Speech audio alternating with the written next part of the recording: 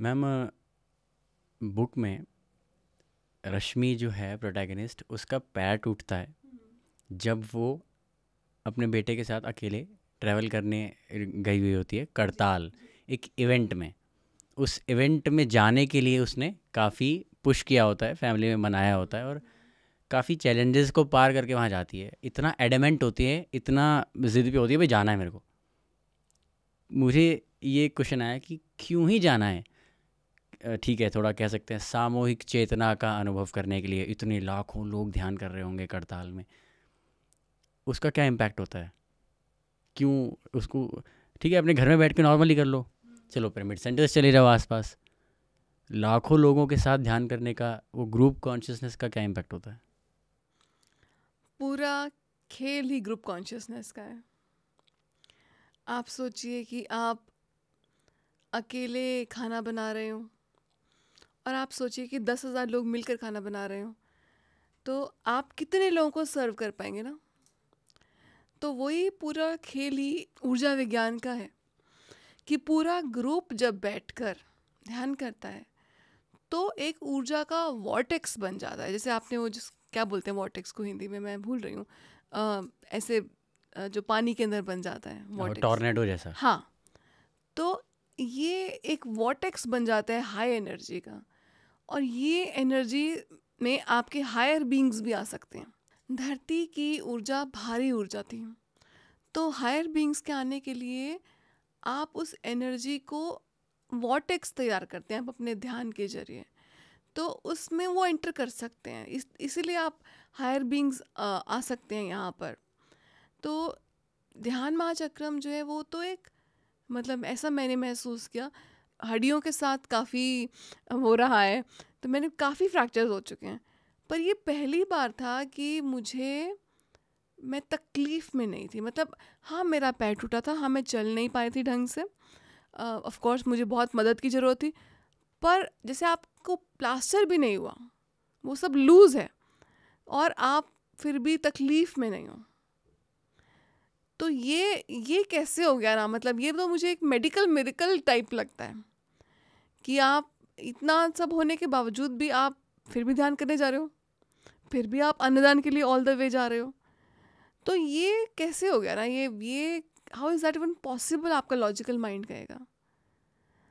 मैंने पहले जब मेरी शोल्डर टूटा टूटा था, तो मेरा मतलब डॉक्टर ने 1 सेकंड के लिए मुझे छोड़ा था मेरे हाथ को, और मैं चिल्ला पड़ी थी, कितनी तकलीफ़ थी। यहाँ पे मैं एक छोटी सी वो क्रेप बैंडेज बांध के घूम रही हूँ, और तो रश्मि घूम रही है।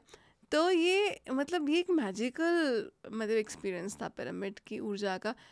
और इतने ग्रुप कॉन्शियसनेस है कि आप ग्रुप में बैठकर एनर्जी करते हैं, आपकी कितनी ज़बरदस्त हीलिंग हो सकती है।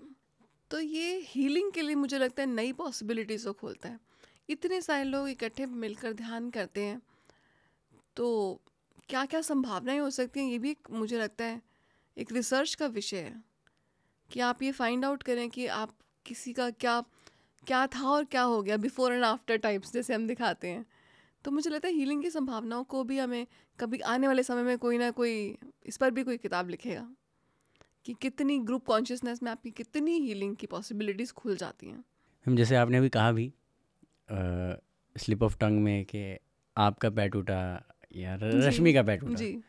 तो कहीं ना कहीं ये बुक, जैसा बुक की सबलाइन भी कहती है कि सत्य घटनाओं घटनाओं पर पर। आधारित, सत्य घटनाओं पर आधारित उपन्यास। तो उपन्यास तो आमतौर पर काल्पनिक होता है, पर सत्य घटनाओं पर आधारित है ये। तो इसमें आपकी लाइफ से है, और ऐसा भी कुछ है जो आपकी लाइफ से नहीं है? देखिए, ये कल्पना है या ये हकीकत है, ये उपन्यास है या फसाना है, ये बहुत थिन लाइन होती है।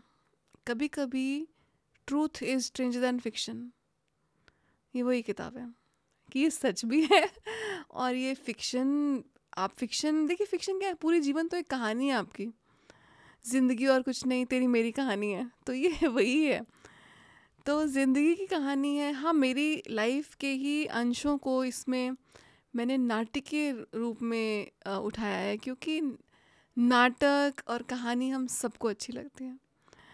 तो मैंने इसको, हाँ, ये कहीं ना कहीं मेरी कहानी है, और विजडम वही होती है जो आपने खुद जियो। आप सिर्फ बात करें, वो विजडम नहीं होती।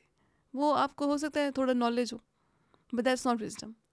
विजडम आप जीते हैं, और तभी वो आपके भीतर से निकलती है, और जो आपके दिल से निकलती है वो दूसरे व्यक्ति के दिल तक जाती है। नॉलेज आपके कान तक रुक जाती है, it goes to your ear. ये रूमी का एक कोट है कि आप जो बोलेंगे वो आपके दिल से आ रहा है तो वो सामने वाले के दिल तक जाएगा, और अगर वो दिल से नहीं आ रहा तो वो सिर्फ कान तक पहुंचेगा। देखिए कितने विज्ञान है मुझे तो लगता है कोई अंत ही नहीं है कितनी आप लर्निंग कर सकते हैं इसका।